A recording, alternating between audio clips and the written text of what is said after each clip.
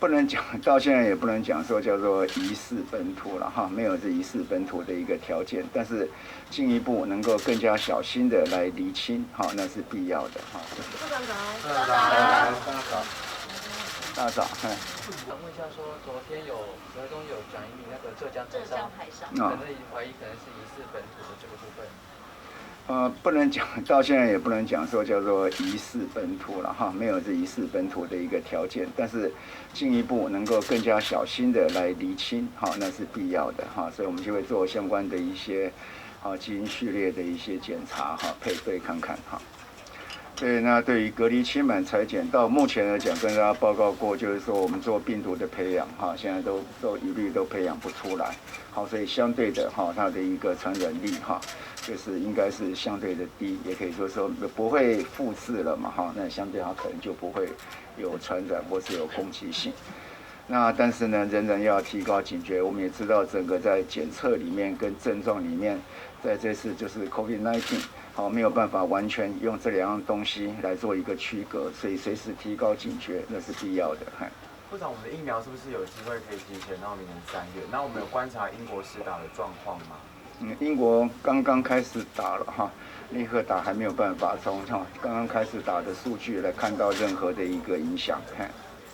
我们3月有可能就是确定可以施打得到。我们持续努力中。部长说上半年，那这个上半年有可能是大概是几月以前？我想上半年应该是很有可能性。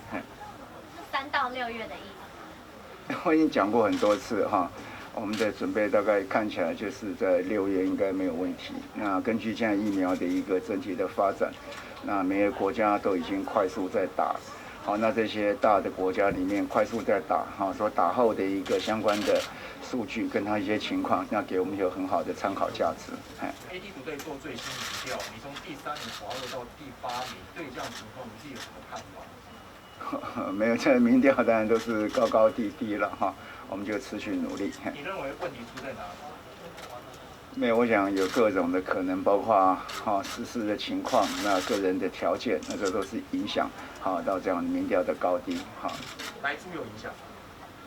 我想各类的问题都会有一些这影响。你的新闻中有台湾人民的健康吗？你的心中有考虑我们的小孩子、我们的老人吗？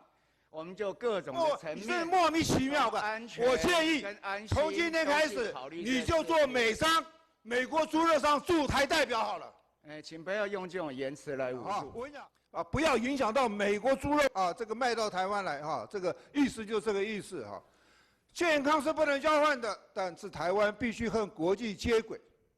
这鬼意思，既然不能交换，还要去谈什么其他的东西吗？因为是安全。民众说，还没有，请你讲，我只是念你讲，这些话都不是我讲的，都是你说的啊。